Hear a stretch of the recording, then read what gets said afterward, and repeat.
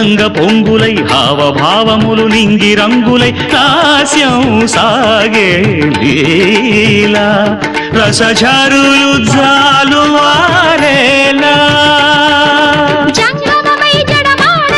జలపాత గీతముల తోడుగా